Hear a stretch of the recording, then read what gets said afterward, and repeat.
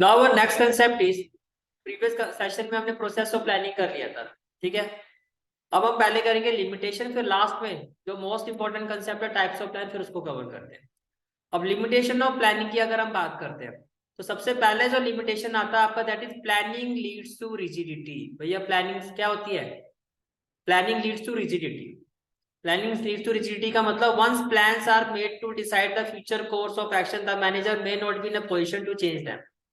एक बार आपने प्लानिंग कर ली और उस पर काम करना शुरू कर दिया, फिर ये पॉसिबल नहीं होता कि आप बैकअप कर पाओ। प्रैक्टिकली पॉसिबल नहीं होता। आपने कहा कि भैया हमें ये प्रोजेक्ट हम असाइन कर लेते हैं, और आपने उस प्रोजेक्ट को ले लिया। बाद में आपको पता चल रहा है कि एक टाइम के बाद कि यार यहाँ पे तो जो हम सोच के चल रहे थे वैसा कुछ है ही नहीं। जैसे मान लो मैंने कहीं इन्वेस्टमेंट कर दिया, मुझे लग रहा है कि आने वाले टाइम में वो एरिया काफी डेवलप होगा, वही सोच के मैंने आज वहां पर ठीक ठाक लेवल पैसा डाल दिया, इन्वेस्टमेंट कर दी। पता लगा जैसे पहले था उससे भी बदतर हो गए, जो लोग रह रहे थे वो भी निकलना शुरू हो गए। पर अब क्या करें, तो मैं आ गया, ठीक है। दूसरा आपका आता है लिमिटेशन में, planning may not work in a dynamic environment.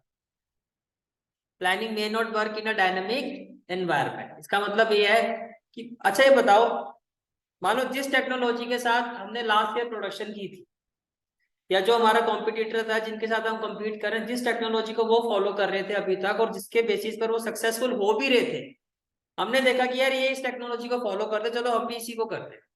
अब सडनली क्या है, डायनेमिक एनवायरनमेंट है, चेंजेस होते रहते हैं। लेकिन हमारे माइंड में पहले से हम क्लिक थे, हमारा प्लान क्लियर था कि जो टेक्नोलॉजी वो फॉलो कर रहा है हम उसी को करेंगे।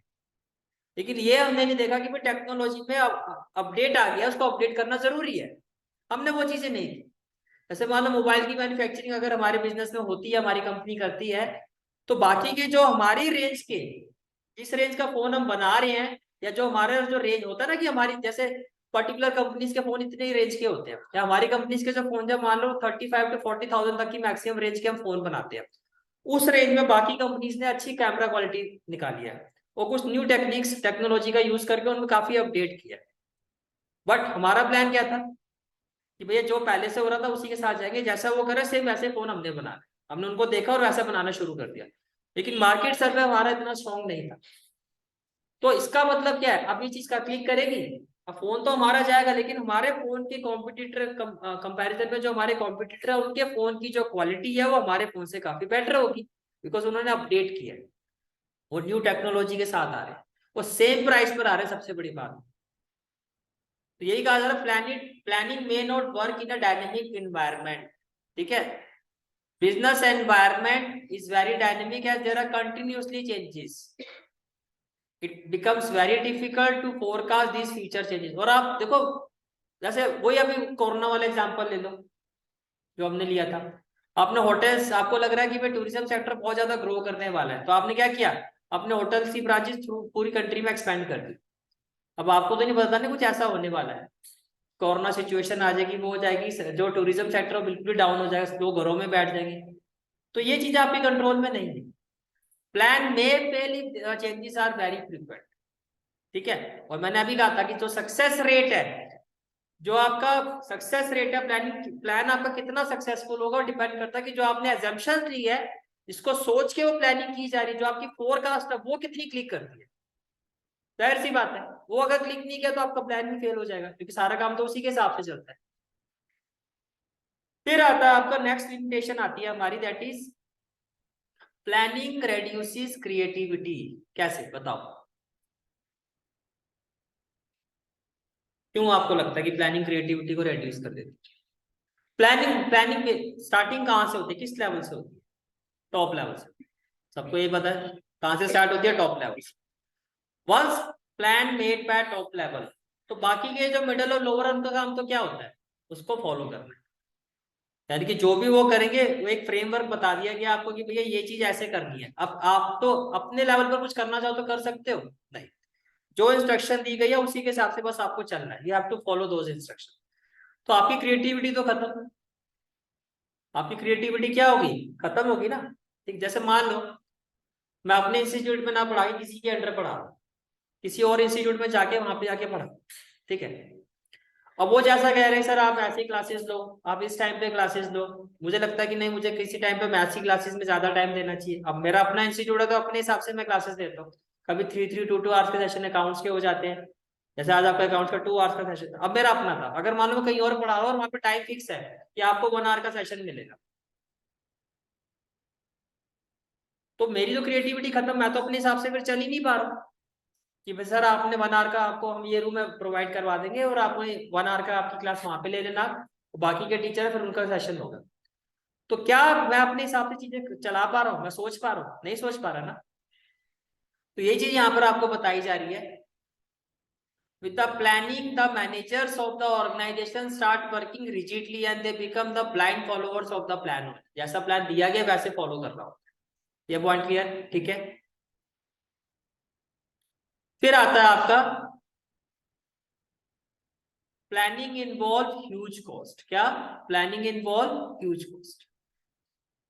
ये जब किसी चीज का प्लान किया जाता है तो प्लानिंग करने से पहले जैसे होता है ना कि एक एजम्पशन लिए जाते हैं।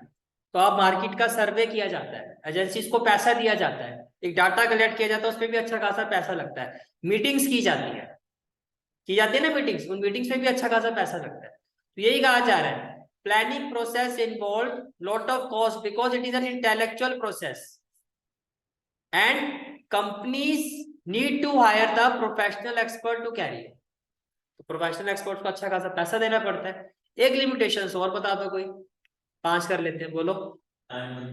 Time consuming, very good. तो क्या मैं यहाँ पे बोल सकता हूँ